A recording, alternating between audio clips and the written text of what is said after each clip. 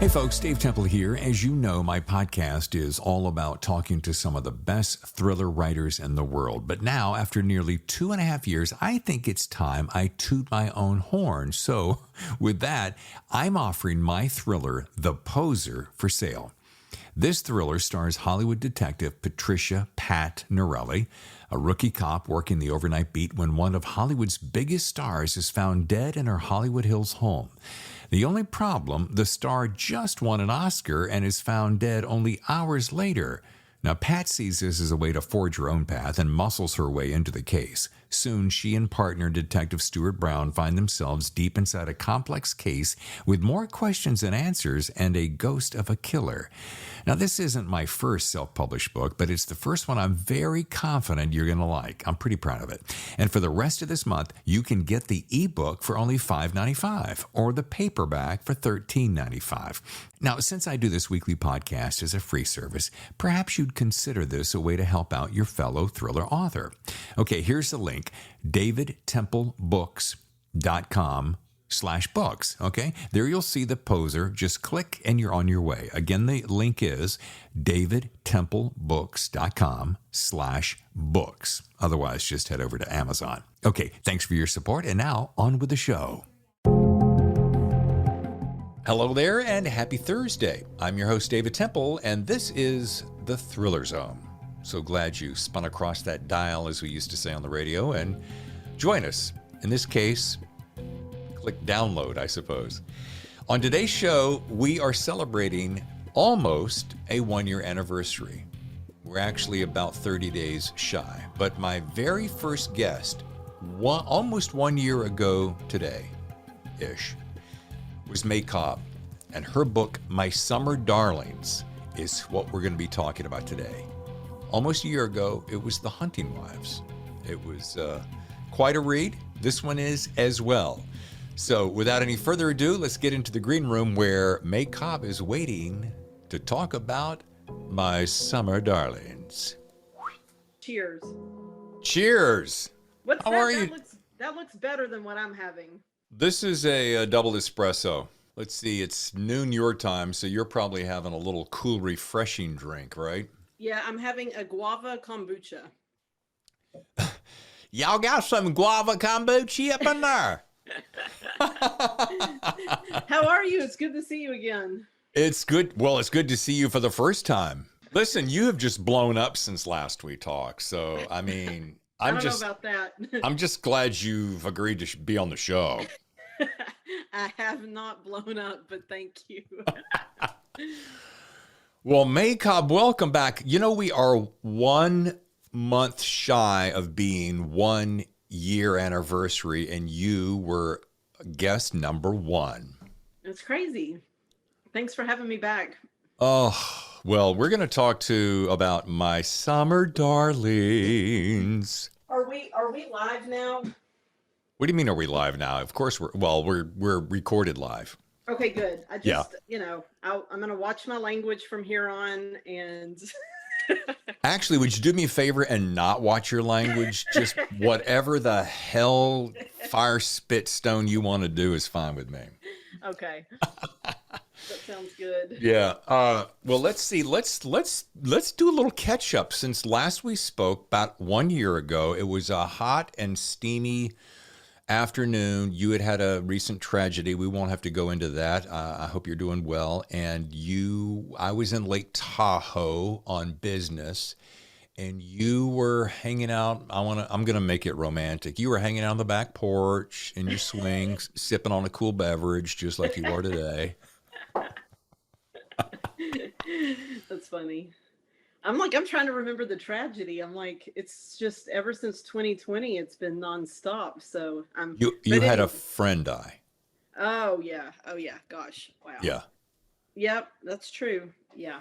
Wow. But you were a champion. You came on the show. You were brilliant. We had a wonderful time. And I was trying to remember as I was preparing early this morning, I was like, how did May and I cross paths? And I think Susie Spencer. Yes. Yeah. Okay. Yes. Gotcha. Perfect. Yes. Okay. Yeah. Yes. Susie has introduced me to more fabulous people. Viewers listen, right? Or do they also see me? Well, here's the good news. They do hear you on all podcast channels. We're now everywhere, and yes, That's amazing. they do see you because I simulcast this on the YouTube channel. Oh, cool. Okay, Yeah. awesome. Why are you having second thoughts, or No, not at all. I just like to know. did you want to call in hair and makeup, please, on the set? I do need to call in hair and makeup. Yeah, it's been a wild morning. Like our AC broke in our car, and right now in Texas, that's catastrophic. So we were scrambling. We're a one-car family, so we're a one-horse town, David, and we had to find. so, so yes, the hair and makeup went out the window this morning, but everyone can see how I look naturally. And this is a very real show. I'm actually wearing a dress shirt but no pants. So see, there's the. Yeah, but you look great and you look ready, and I look like I've been running around trying to find a rental car. Anyway. Do you need just a quick second to? No, I'm good. Okay. I'm gonna go with the natural look. I think it's perfectly lovely. So there. Thank you. Yes. And here's my lovely book that matches my shirt. I noticed Everybody that. look at this cover. Isn't that great? It is so great. This is one of those covers that I just want a cocktail the minute I see it. I know, right? Doesn't it make you want to make bad decisions? And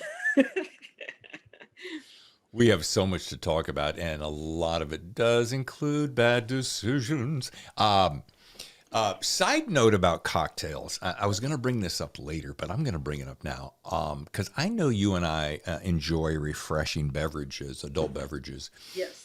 And this weekend, this past week, I said to my wife, Tammy, I'm like, Tammy, I'm in a hankering mood for the Vesper Martini, which is anyone who knows James Bond, that was one that he made famous. Wow. And so we were out of town visiting family recently, and I ordered one, and it is an ass kicker. I'm just going to say that straight up front. It's 3 parts gin, 1 part vodka, and half part Lillet Blanc, which is a French aperitif wine. I have never heard of this martini before. It does sound like an ass kicker. It's delicious. You only need 1 or 2. Yeah. Yeah, I would only need 1. Yeah. If you have, there's no driving involved. Yeah. But it did make me think of, as I was preparing this morning, it did make me think about the gals in the book. And then the gals that I met a year ago in the hunting marsh. Those girls like to kick up their heels and suck on some liquor. Well, East Texas, so don't act shocked. Yeah, David, come on now. How do you think we put up with this heat? Exactly. Well, I will say that I have been glancing at your Instagram photos and just watching the success of this book and seeing. I always like to check in on your son and hubby, and because I'm always wondering who's doing the photography and the cocktails. I mean, it's been a wild summer for you so far, and it's only May. Yeah, it's been wild. We're recovering from COVID, so it's been wild. Has the whole family now had it? I think my son probably brought it home, but he wasn't really affected, thank goodness, because I was kind of worried about him the most. And Hubs and I got it, and we didn't spread it to anyone else. But wow, it was not just a cold. It was like a 3-week journey. That's the thing that my wife has been a little under the weather recently, and we were revisiting when I got it. And did you find that tail end of it just goes on and on? You just don't want to do anything. Yeah, I'm kind of still in it. I do feel really good today. But yeah, by about 1 o'clock, 2 o'clock, it's like I'll take a nap and I'll wake up and not know where I am, like that much fatigue. And it's like, holy hell. So yeah. So you had the same experience. Yes, and Daddy likes his afternoon naps. It doesn't have to be long, but yeah. Here's what I learned best. You have to take time to heal. Yes. Yeah. because I don't know if you're wired like me and the wife. We're just like, we start feeling a little bit better. We're like, let's go at it. And you'll take 2 steps forward and 1 back if you do that. We did the same thing, and then it's like, okay, you know what, I'm not going to work, I'm not going to do anything, and I canceled some stuff and I pushed some stuff off because I was like, clearly I need to rest Yeah.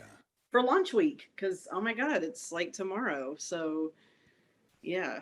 This is a big week for you. Yeah, it is. It'll be fun in-person events, so I'm excited. It's so nice to have that back. Now, where will you kick off the event? This will you do like a full tour, or is what's Yeah, I will, just some Texas stops, but book people tomorrow night in Austin. And then Wednesday, I have a virtual with the Poison Pen in Arizona. Thursdays in person in Houston at Murder by the Book, which I'm very excited about. And then next Wednesday, I'm in Dallas at Interrobang. And I haven't been on book tour since 2018. So I'm just so happy. Now, let me ask you something because they all run a little bit differently. I just interviewed Chris Hottie at Warwick's here in La Jolla last week. Do you enjoy the process, and do you get up and are you interviewed by someone, and do you read an excerpt from your book and answer questions and the whole caboodle? I'm glad that you asked that, because I have to. Where is the book? I have to give a shout out to my partner in crime that's coming to book people with me. So I'm going to be in conversation with Katie Gutierrez, who's a very good friend of mine. And this is the UK proof of her book, but it's More Than You'll Ever Know. And yeah, so we'll just do, like, I just told her I just like to do a real casual conversation. Yeah. And that book is, the Washington Post just reviewed it this weekend. It's a stunner. You will love it, David. Okay. And everyone else will too. And then yeah, Ashley Winstead, the amazing thriller author, is going to be with me at Murder, and then I'll be alone in Dallas. And then also the amazing author Jesse Sutanto will be with me at the Poison Pen. So I love being in conversation with people, and I like Yeah. it when it's just super casual, like how you and I are talking, because I think, yes, some like poignant questions need to be asked and stuff, but I think people appreciate it when it's just more casual, or at least I do. No, I agree with you 100%. I go back to my radio days, and the interviews over those 2.5, almost 3 decades, my most memorable and the ones that got the biggest ratings that everyone enjoyed were the real, just sit down conversations, not the, so tell me, John, we understand that, it's this just shooting the shit like we do, and Yeah. that people like because it's real. Before I forget, the author that you just showed me with that ginormous font on the front, what is her name Yeah. again? Yeah, Katie Gutierrez, Got and the it. book is More Than You'll Ever Know. You'll And have it's, to you'll have to introduce us so we can get her on the show. yeah, yes, I will. Yeah, she's lovely, and her book is amazing. Let us jump if we're caught up so far, and we can always move back and forth, not a big deal. But let's talk about my summer darlings. Okay. I want a cocktail, honey. Can you get me a? It's a little early, yeah. Yeah. At first, May, I'm going to say straight up, I thought I was almost reading a sequel to The Hunting Wives. I'm going to bring that book up on screen. So it's going to be in all its glory. But it did feel there was a similarity to Hunting Wives. But then when I discovered that multi-point of view, I was like, oh, buckle in, Daddy, because we're going on a ride. Tell us just how you came up with that idea for Jen and Kitty and Cynthia, that multi-point of view, because it starts out, I made a note, it starts out on, present, and then it does a quick little flashback, but then it takes you in what feels like kind of real time throughout basically the summer. But yeah, give us an idea how you came up with that and the thinking behind that. Yeah, so I don't know if you remember the film The Witches of Eastwick. Oh yeah. Yeah. So I had that in mind as inspiration, because I loved the three best friends and the mysterious stranger moving to town and upending all their lives kind of trope. And I wanted to do that in East Texas without the paranormal stuff. And I thought it could just be another fun way to explore like adults behaving badly and twisty, complicated female friendships and like how far obsession would go. And with the Hunting Wives, you know, it was all from one point of view, which I love those novels. But as a writer, sometimes by page 300, you just want to bludgeon the character because you're so sick of being in their head. And so I really wanted to do like be able to take breaks from my characters and just have it be. I love books that have multiple points of view. Yeah. And for Cynthia's, you know, it's her point of view is through her journal. And I love those kinds of devices too, where there's like a different layer or texture to the narrative. So I wanted to just sort of play around and see, you know, I'm not a big plotter, but I wanted to see what would happen if I put these women in this pressure cooker, how they would behave.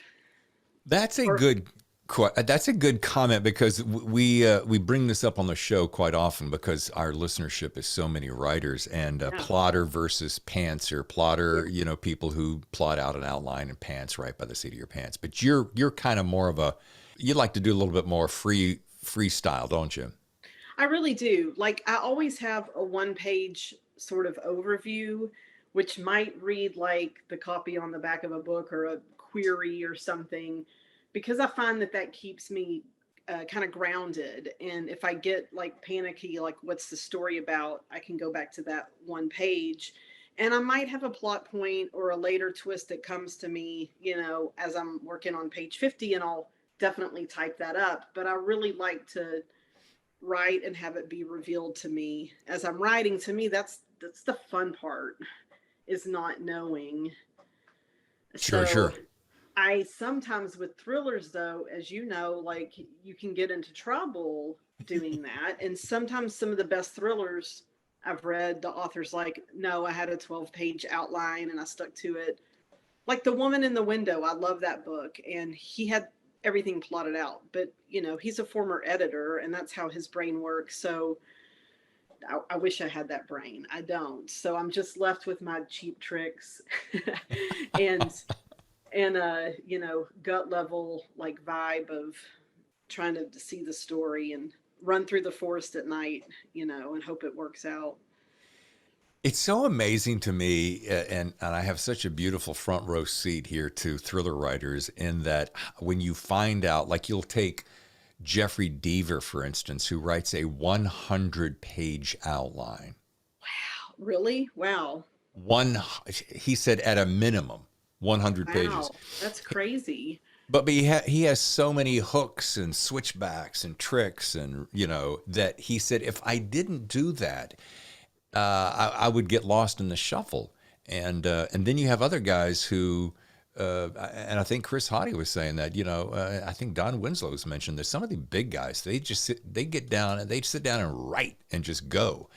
And I admire both, and I think they both have their place. So there is no right or wrong. That makes sense. Yeah, I think what works for you. And one page, sometimes for you, for instance, May, one page, you kind of know where your A goes to B to goes to C. So, you know, that's all you really need. The map for you, if you will, taking a road trip, you know, you're starting here and you're ending here and you're going to go through a couple of towns. So. Exactly. And especially for my kind, I mean, I feel like my books are more like hybrid women's fiction thrillers for sure. This one, even more than The Hunting Wives. The Hunting Wives definitely had more of a plot sort of to it. Not that this doesn't, but if I was writing some very complex, you know, mystery with a ton of I probably would have to do a lot more work up front to make it, you know, sound. And before I deep dive on Will Harding, which we're going to do in about 30 seconds, I want to say this, and please take this as the compliment in which I'm intending. I have a feeling that if you wanted to, whether it was a pen name or otherwise, if you wanted to try your hand at writing romance, you would kill it. Really? Oh my God. Girl, I mean, let's talk about it. You got 3 gals, suburban housewives of sorts, that are a little tired and or frustrated with their current situation, and this long, tall drink of water rolls into town and they all want to jump him. So, I mean, it's kind of laying right there in front of you going, come on, give me some of that romance. Well, maybe I will. You never know. My mother-in-law, who is quite a reader, an insatiable reader, she read my first books, and I had a couple of steamy scenes in there. Hmm. And I asked her after what I had, when she was done, she goes, did you like it, Ma? Yeah, I did, but I really wanted more sex. Really?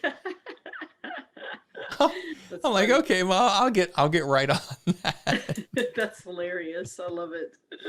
Yeah. So let's talk about Will Harding. What kind of a guy is this? What's his background? What's he rolling into town? Again, I don't want to give away spoilers, so I'm leaving that heavy lifting to you.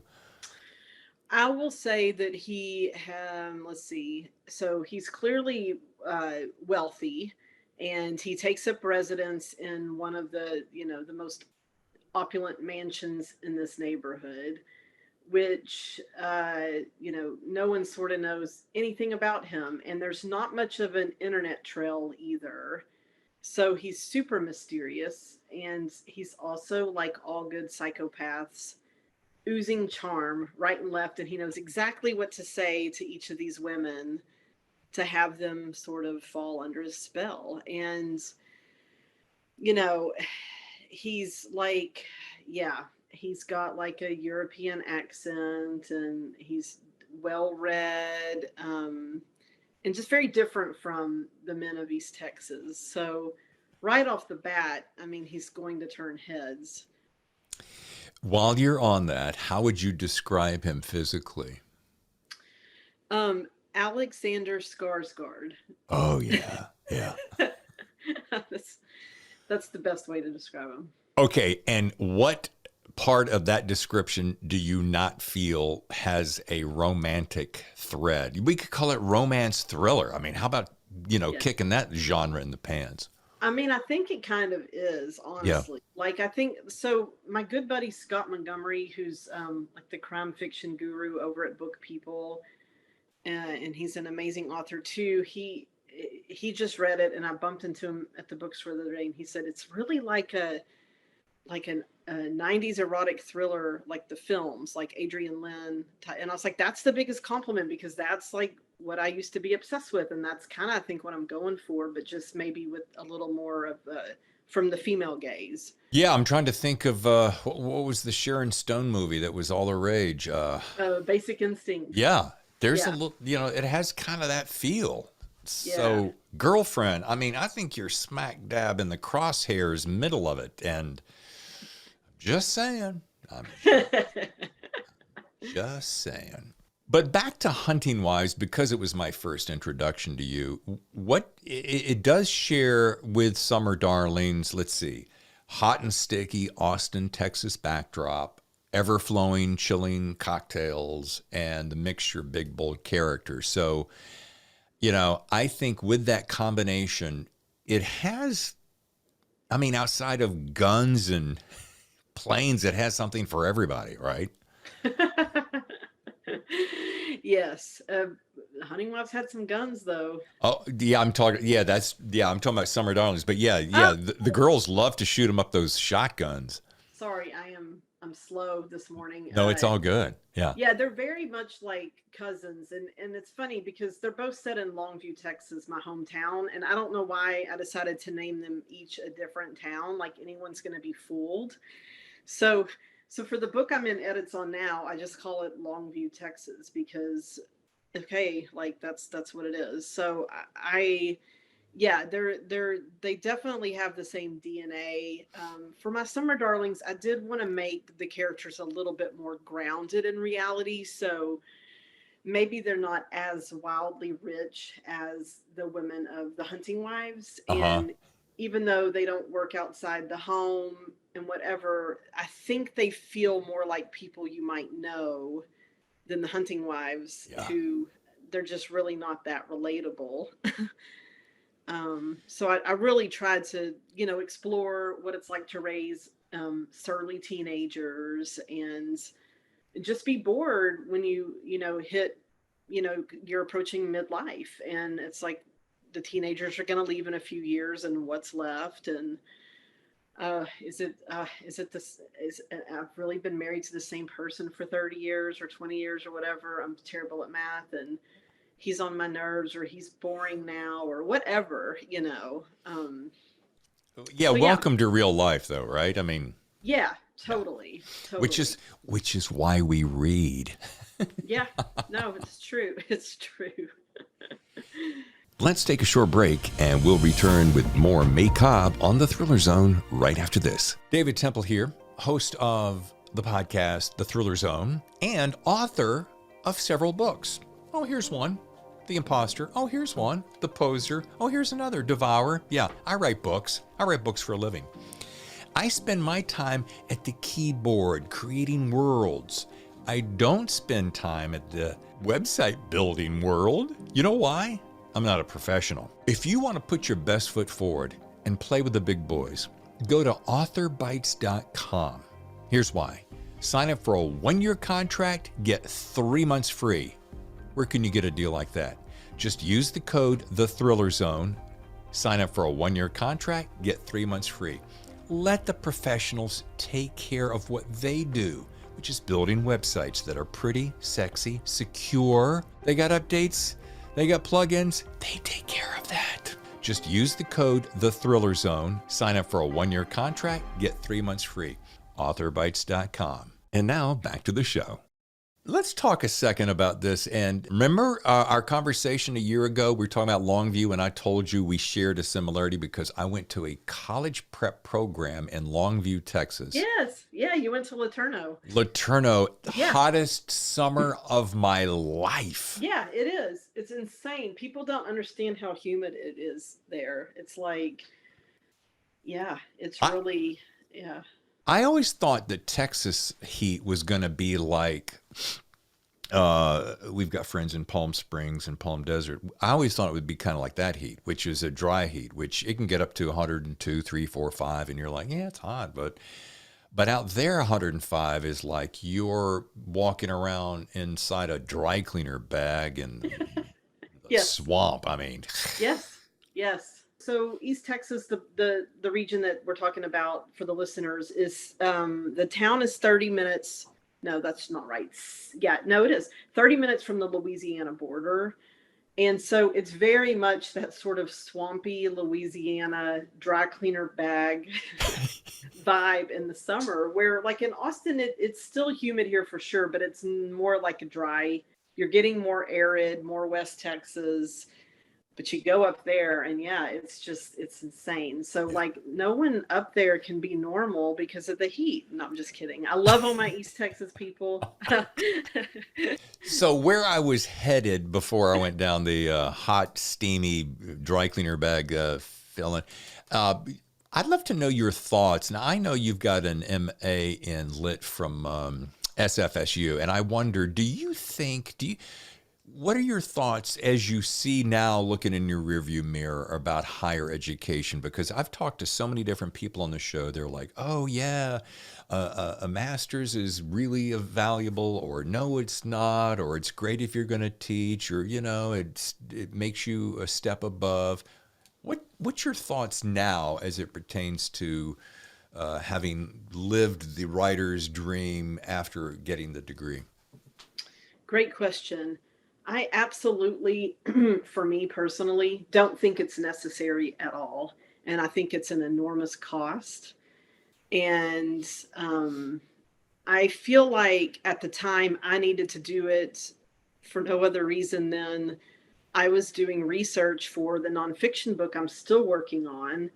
And I wanted to have a lifestyle that wasn't like 9 to 5, where I could fly around and do my research and interview people. And it also, I wasn't ready to leave the world of academia. So, but in hindsight, with the, you know, the student loans and the debt and stuff, oh my God, no, I shouldn't have done that.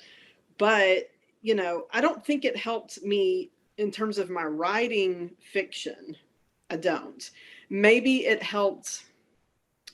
My undergrad program was so strong at the University of Texas that that was where I sort of learned to read, because I didn't really know before then, coming out of high school, like how to analytically read stuff and find themes. So I had some really great teachers there that taught me that skill. And graduate school was just, it's so brainy and cerebral. And so much of it to me is just like what you talk about in those classes can just be BS. And so I know that sounds terrible, but that's the truth. So that's MA. I didn't even know MFAs were a thing. Like that's how country I was. I might have gone after an MFA, but I'm kind of glad I didn't, because I'm one that can be very influenced by criticism. And I feel like at 23 years old, if I had thrust myself into some program, like if I had gotten in even, I don't know that I would be writing. Like for me, I think reading is the most important thing. Reading as many books as you can. And I love Stephen King's book on writing. Oh, yeah. Yeah, I mean, it's just, and I think he kind of says the same thing, like almost like be leery of workshops. Now, having said that, I did get into an online workshop group, writers group, and I don't even know when it was, but it actually was the thing that helped me start really writing. Oh, But cool. but this was a special group of people, and even though we don't do that anymore, we're still really close, and I've never met them in real life, but we still text each other, stay in touch. And I don't know if you know the novelist Luis No. Alberto Urrea. I just mispronounced his name, but he's actually from Tijuana and San Diego. And anyway, it was his group, and it was just a small little band of us. And anyway, I don't think any of that's necessary. If there's writers out there wondering if they need a degree to write, no. I think read as much as possible, meet other authors, study the craft. There's so many cheap ways. Here in Austin, we have something called the Writers League of Texas. And for $50 a year, you can join. And they have classes all the time, virtual. I don't know if they have in person right now, and they have conferences. And I took some of those classes just to study craft and work on craft. And I mean, I don't know. How about you? What do you think? Like, Well, I kind of sit on that fence that says, like, all right, here, let me say this. I have read some guys and gals over the last year. I've got a wall of books that I've read, and the ones that have gotten their MFA, I can't quite put my finger on it, May, but it is clear that they are in a slightly different league. I'm not saying they're better or worse. I'm just saying they're in a slightly different league in that it is different. There's some MFA guys out there that are just cranking some really hot stuff. yeah. Conversely, there are guys that have no education and just are blue collar guys who said one day, I got a great story, and I read those books and they're equally fantastic. So Yeah. having now gotten my own master's, but in something completely different, which was broadcast management, I'm not a big fan of higher education. I don't know what that sounds like. I don't care what you really, if people go, oh my God, but yeah, if it works for you, it works for you. Would I recommend it? Not really. I'm with you. Back to Stephen King's reference. He says the best education is to read, and read prolifically, and read things that you would not ordinarily read, and read a lots of it, because that's how you really get better. And that's what I've learned, I think, the most, is the more I read, the better my writing becomes. Yeah, same here. And when I'm stuck, the first thing I'll do is grab a book that I love and start to read it and see if it can unlock something in me.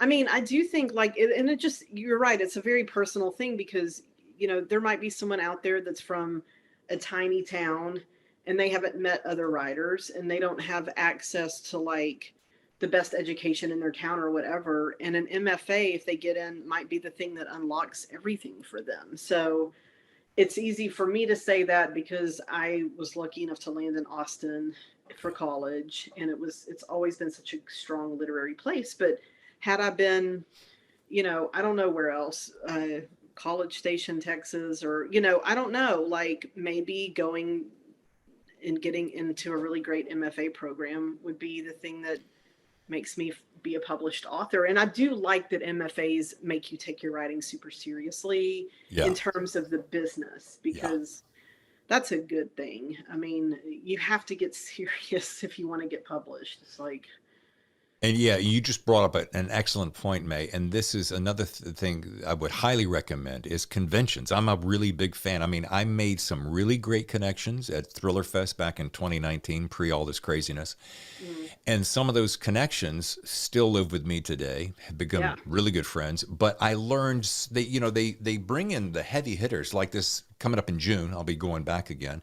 But they bring in some of the best writers in the world, and you get to sit at their feet and learn kind of how they did it. So I think that interaction with other writers, as well as the accessibility to people who are out there doing it, is so invaluable I think so too. that I'm a huge fan of that. And you Which, never know, like, it's not just about, like, oh, maybe they'll introduce me to their agent, or maybe I'll get a blurb. It's like, it's more nebulous than that. Like, you might meet someone, and I'm sure you've had this experience, and you can't even imagine how that connection will play out. But then it can be like a beautiful thing on down the road, to where it's like, maybe you get asked to go to a conference, and maybe they're on a panel, and then, and yeah, that's what I found. I mean, that so I try to say yes to a lot of stuff, because you just don't know, like, when you're going to meet your next bestie out there, even, right, right. so There's a term in, I studied at the Groundlings Improv at one time out in Los Angeles, and improv teaches you how to think fast on your feet, also coming from radio, and so much of radio is off the top of your head.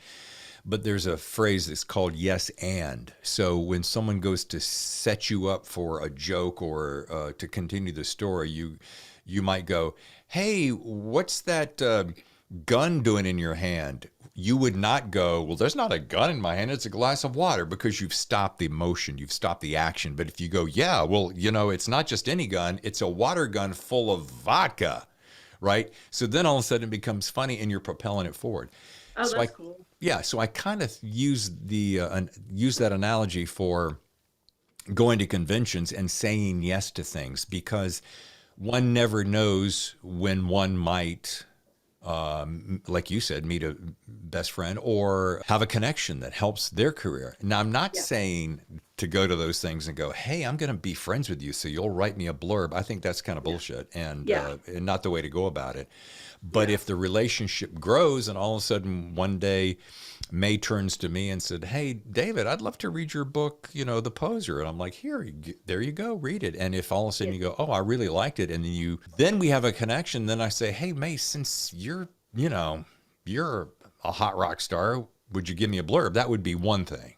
That yeah, makes sense to me. Yeah. totally, yeah, totally. Yeah. Well, before we get to rapid fire questions, as we start to wrap the show, I want to ask this question, and it's perfectly on the heels of what we just talked about. And that is, I like to ask authors, especially for their advice as it pertains to up and coming writers. So if you had one single best piece of advice, what do you suppose that would be? The best piece of advice I have is, you can write a novel in a year in tiny chunks of time. So if you have 15 minutes where, your wife is bathing your child, do not get on Twitter like I do. Go sit down and write that scene.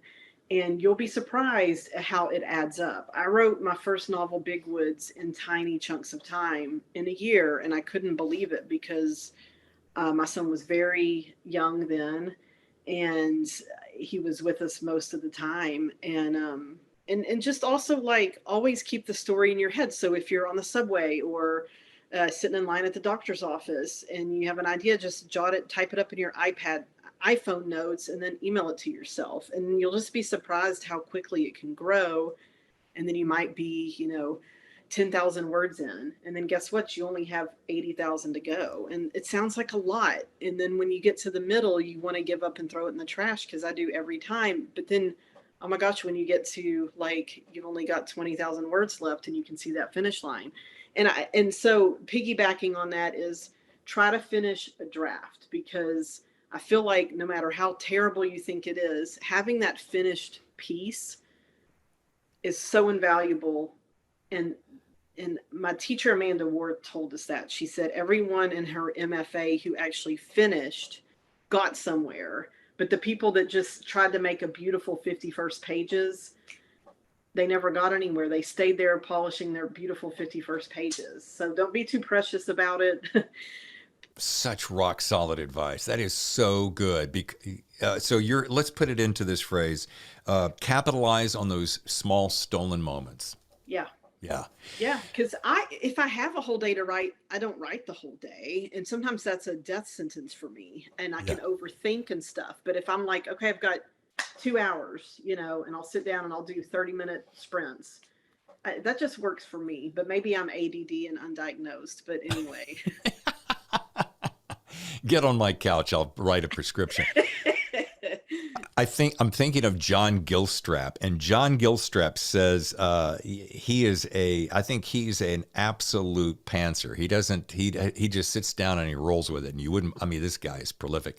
But here's the thing, he gives great advice, and he says that he loves deadlines. He loves it when he gets backed into a corner. So sometimes he'll let several days go by knowing that he has to make a hard stop, and then he'll force himself into it. And I was thinking of that when you were talking about that. Sometimes doing that self-imposed pressure. But I like the idea of constantly jotting down notes. And my wife is constantly, we'll be driving someplace, or we'll be, and I'll kind of be lost in thought. She goes, "Let me guess, you're working on your book." I'm like, "Oh yeah, there's a scene that I haven't been able to figure out."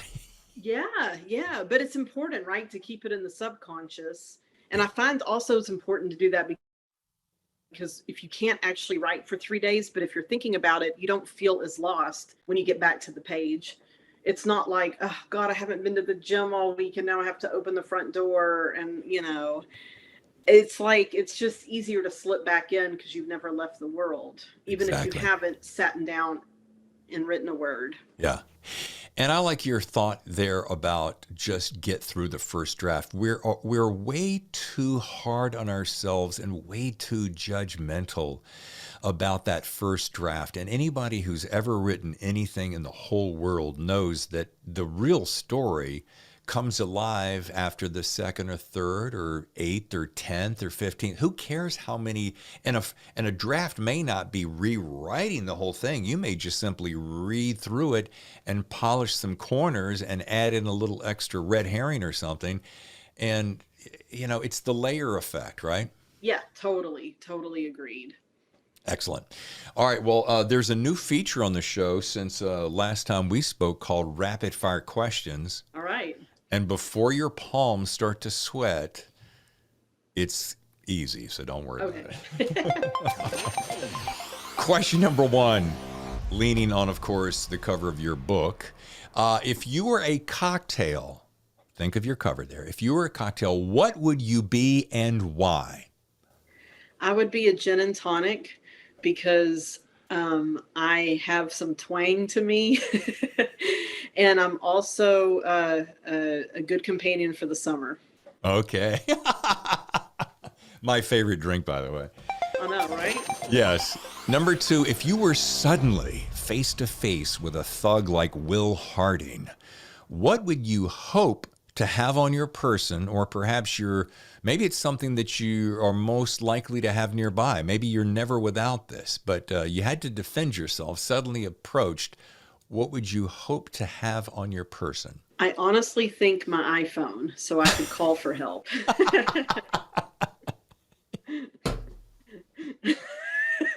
Excuse me, Will, would-be thugger. Hang on one second. Yes, 911. Hold on one second, Will. 911, here's my emergency. Exactly. That's how un-East Texas I am. I can't even defend myself. All right, number 3, here's a fun one. Let's say Hollywood just bought the TV series rights to My Summer Darlings. Double finger crossing. They've asked you to cast Jen, Kitty, and Cynthia. Do you have any ideas who you might like cast in those roles? And I think so. I think for Kitty, my dream would be Reese Witherspoon.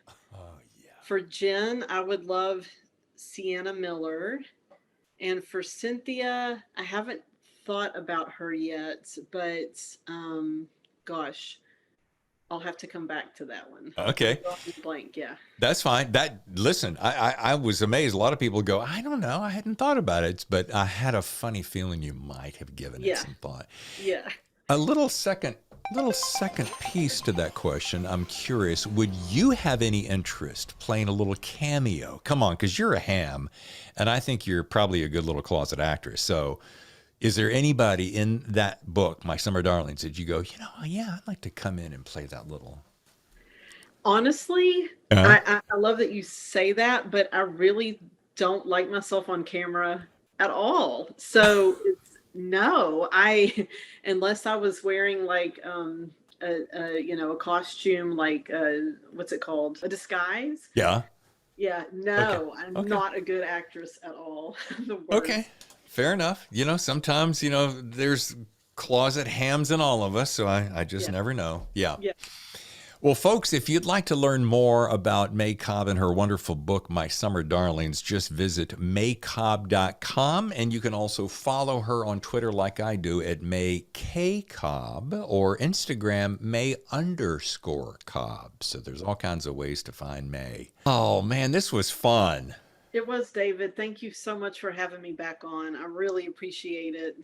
Yes, it was my pleasure, and happy anniversary to us, and you were there to kick it off. I love it. Happy anniversary, and please tell Tammy hello, and one day we will have Vesper martinis together and take an Uber.